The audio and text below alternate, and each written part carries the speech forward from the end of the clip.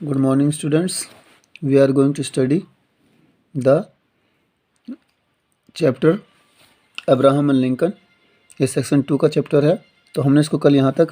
Study कर लिया था कि how did the civil war put the unity of the country in danger, कि जो सिविल वार था यानी जो शीत युद्ध था यानी जो आंतरिक युद्ध जिसको बोलते हैं, वो देश की सुरक्षा के लिए या उसकी जो एकता थी, यूनिटी के लिए किस तरह से खतरा था। तो the civil war lasted from 1861 until 1865, यानी जो सिविल वार था वो चला था 1861 से लेकर 1865 तक। Abraham Lincoln faced many problems, faced बोलते हैं सामना करना, यानी जो अब्राहम लिंकन था उसने काफ़ी प्रॉब्लम्स यानी समस्याओं का सामना किया। He wanted to preserve the unity of the country at any cost, यानी ही वांटेड टू प्रिजर्व यानी वो बचाना चाहता था, यानी उसको कायम रखना चाहता था the unity of the country यानी देश की एकता को, एट एनी कॉस्ट किसी भी कीमत पर। ठीक है, तो फाइनली अंत में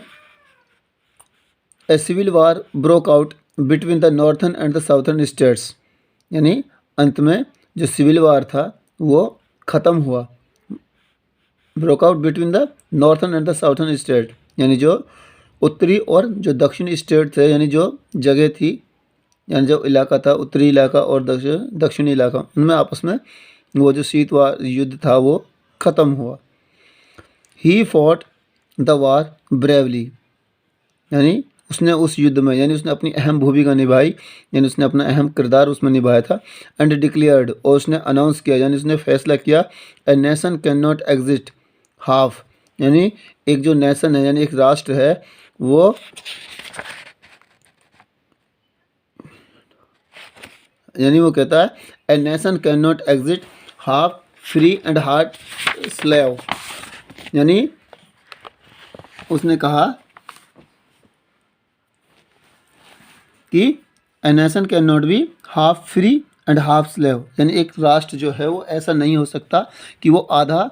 आज़ाद रहे और आधा गुलाम बन जाए। तो ही वॉन द वॉर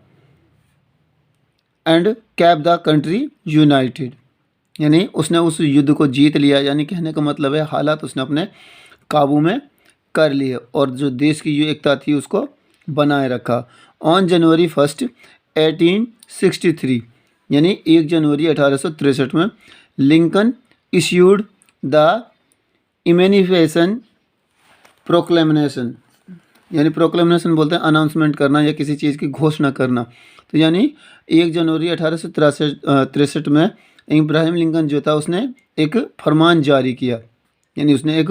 कानून पेश किया, which eventually lead to the free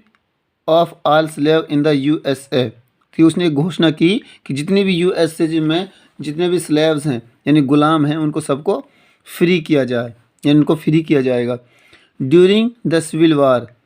यानी लिंकन गेव मैनी स्पीचेज, यानी ड्यूरिंग बोलते हैं के दौरान,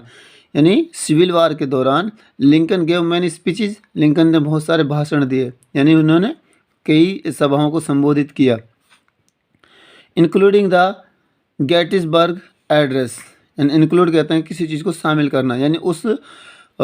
उन स्पीचेज में जो गेटिसबर्ग जो स्पीच थी वो भी उसमें शामिल थी। नवंबर 1863, यानी जो 1863 में पेश की गई, यानी वो उस स्पीच को दिया गया। A short speech in which he state how a country must be dedicated to human, यानी वो स्पीच के दौरान अ शॉर्ट स्पीच यानी वो एक छोटा भाषण था, इन which he state how a country, यानी जिसमें उसने कहा कि एक स्थिति एक ऐसी हालत जिसमें एक देश को यानी जो देश है must be dedicated to human, यानी एक देश को अपने नागरिकों के प्रति डेडिकेटेड होना चाहिए, यानी अच्छा होना चाहिए, यानी लोगों की भलाई के लिए होना चाहिए। Freedom in order to survive, यानी और अपने दो लोगों को फ्रीडम देनी चाहिए जीवन यापन करने की, यानी सब काम यानी एकदम फ्री होकर करने के लिए जो देश है वो अपने नागरिक हैं जो उसमें रहने वाले लोग हैं उनके लिए एकदम अच्छा होना चाहिए। तो लिंकन वाज री इलेक्टेड, री इलेक्टेड, इलेक्टेड कहते हैं चुनना, और री इलेक्टेड दोबारा से चुनना, यानी जो उसका कार्यकाल था वो पूरा हो गया था, तो जब दोबारा से जो चुनाव हुए तो लिंकन को दोबारा से चुना गया। प्रेसिडेंट यानी राष्ट्रपति इन 1864 यानी 1864 में, defeating democrat George B MC McClellan, George B McClellan, यानी उन्होंने अगली बार जो 1864 में किसको हराया था, वो था डेमोक्रेट था और जॉर्ज बी एम मैकलेन, ठीक है। तो एमसी मैकलेन, तो उसने उसको हरा दिया था। He was not against anybody and wanted everybody to live in peace, यानी वो क्या कहता है, he was not against anybody, यानी वो किसी के खिलाफ नहीं था, एंड वांटेड और वो चाहता था, everybody to live in peace, यानी कि हर कोई आदमी शांति में जिए, यानी शांति से जिए और शांति रहे। तो he made sincere efforts to heal, यानी उसने एफर्ट्स कहते हैं कोशिश करना, यानी उसने काफ़ी सारी कोशिश की थी उस हालात को काबू करने के लिए, या उनको आपस में नॉर्थन और साउथर्न जो स्टेट थे उनको एक साथ रखने के लिए। पीपल्स लोगों को भी, वाउंड्स यानी उसने काफ़ी सारी कोशिश की थी कि ही मेड सिंसियर एफर्ट्स, यानी अच्छे हालात यानी अच्छी कोशिशें की, to heal the people's wounds, यानी लोगों के घावों को भरने के लिए या उनकी हालतों को समझने के लिए या उनको दूर करने के लिए। कॉज्ड बाय द वार, यानी जो उस युद्ध के दौरान उनके शरीर पर लगे या फिर उनके आत्मा पर या उनके ज़मीर पर लगे थे, यानी जिसका जो हालात बुरे हुए थे उनके लेकर। तो Lincoln declared that from then, यानी लिंकन ने डिक्लेयर कर दिया, यानी उन्होंने बता दिया कि then onwards are slaves would be free, यानी उन्होंने अनाउंसमेंट कर दिया कि जितने भी यहाँ दास हैं यानी नौकर हैं या फिर गुलाम हैं उनको सभी फ्री कर दिया जाएगा। This made him very popular among the people, यानी इस भाषण ने या फिर इस ये बात जब उसने कही तो ये उसकी पॉपुलैरिटी के लिए एक अच्छा सेंटेंस बना, यानी अच्छी बात बनी। इस सेंटेंस को लेकर वो काफ़ी पॉपुलर हो गया,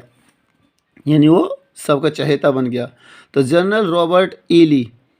यानी जो जनरल रॉबर्ट था ई ली, यानी इसको पूरा नाम है, from the Confederacy surrendered to general यानी Ulysses S Grant from the Union, यानी जो यूनियन में ये था उसने सरेंडर कहते हैं अपने आप को किसी के हवाले कर देना, तो उन्होंने मान लिया था कि हम सही नहीं कर रहे हैं, तो उसने अपने आप को, ये था जनरल एलिसेस एस ग्रांट को, अपने आप को उसके हवाले कर दिया। फ्रॉम द यूनियन यानी जो यूनियन में से था। ऑन अप्रैल 9 1865, यानी वो 9 अप्रैल 1865 में उसने अपने आप को सरेंडर कर दिया। Effectively ending the civil war, यानी जब सिविल वार जो था वो ख़त्म हो गया तो उसके अंत तक वो अपने आप को कानून के हवाले कर चुका था। तो नेक्स्ट है, president Lincoln was shot on April 14 1865, यानी शॉट कहते हैं गोली मारना, यानी जो प्रेसिडेंट लिंकन था उसको गोली मार दी थी कब, 14 अप्रैल 1865 में, by John Wilkes Booth an actor, यानी ये एक्टर था, उसने उसको गोली मारी थी at Ford's theatre in Washington DC, यानी वाशिंगटन जो डीसी शहर था या जगह थी वहाँ पर उसने एक थिएटर में उसको गोली मारी थी। तो Lincoln had been watching a play there, यानी जो लिंकन था वहाँ पर एक नाटक देख रहा था। Lincoln died the next morning, यानी गोली लगने के बाद जो लिंकन था वो अगली सुबह मर गया। He was the first US president, यानी वो यूएस का यानी अमेरिका का पहला प्रेसिडेंट था, राष्ट्रपति था, एवर यानी असैसिनेटेड, यानी असैसिनेटेड बोलते हैं जिसको गोली मारी जाए, यानी इसका कत्ल किया जाए, यानी हत्या की गई एक पॉलिटिकल रीज़न को लेकर, ठीक है। तो वो वहाँ पर मारा गया था। तो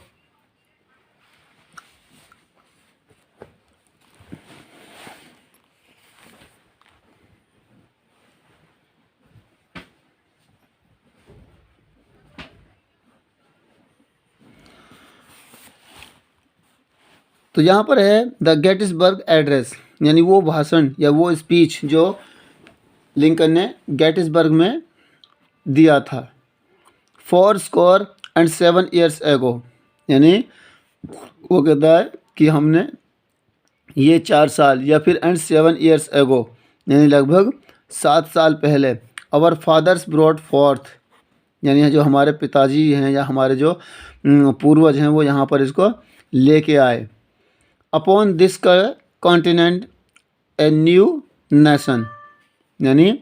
ये जो हमारा देश है या फिर यह जो हमारा राष्ट्र है, इसको हमारे जो फोर फादर्स हैं या फिर हमारे जो पूर्वज हैं वो उसको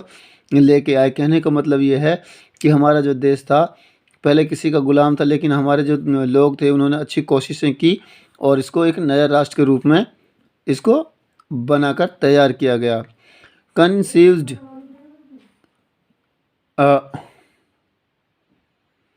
कंसीव्ड एंड लिबर्टी, यानी एकदम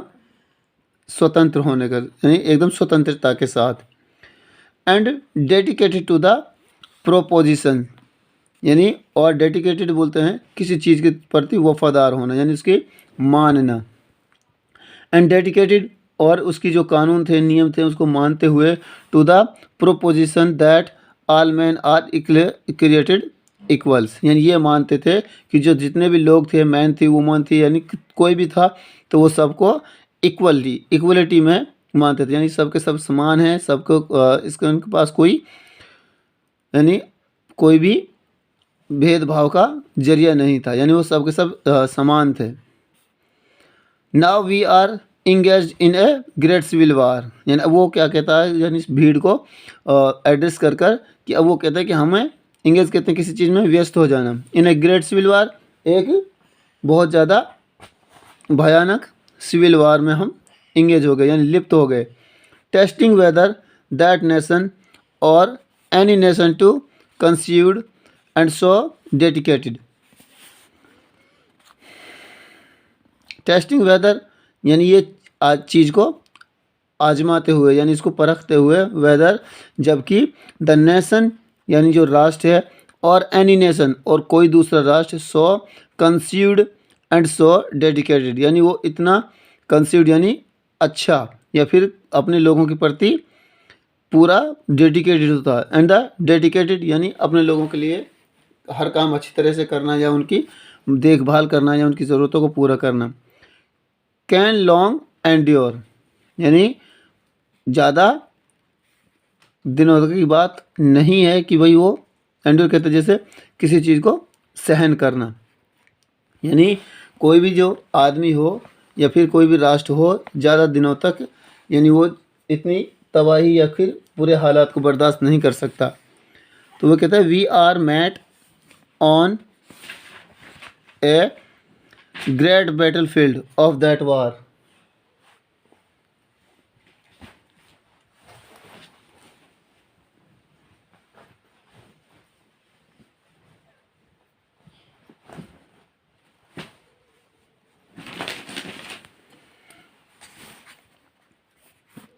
we are met on a great battlefield of the war, यानी हम मिले हैं, यानी हम मिले, वी आर मेट, हम मिले, ए ग्रेट बैटल फील्ड, एक महान युद्ध के मैदान में, ऑफ द वार, जो वार था, यानी जो युद्ध की लड़ाई, जो लड़ाई लड़ी गई, यानी जो सिविल वार था उसके एक बैटल फील्ड बोलते हैं, जैसे युद्ध का मैदान। तो we have come to dedicated a portion of that field, यानी we have come to dedicated,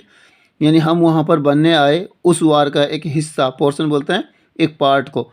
portion of the field, यानी उस मैदान का एक हिस्सा था, as a final resting place for those who here gave their lives, यानी ये उनका हिस्सा रहा कि जहाँ उन लोगों ने अपने जानों की यानी बलि दी, यानी as a final resting place, यानी और ये एक फाइनल रेस्टिंग, यानी यहाँ पर अंतिम जो हमने आराम किया था उन लोगों ने, कौन लोग, जो अपने जीवन को वहाँ पर खो चुके थे। फॉर दोज, उन लोगों के लिए, हु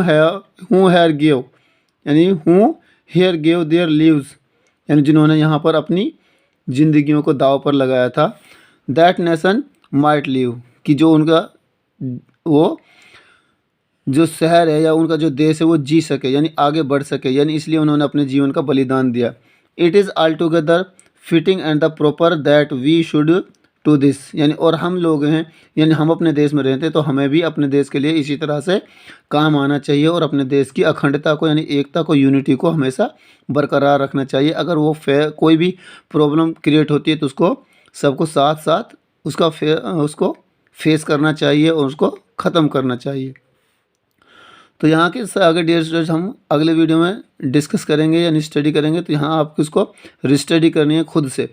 ठीक है ना।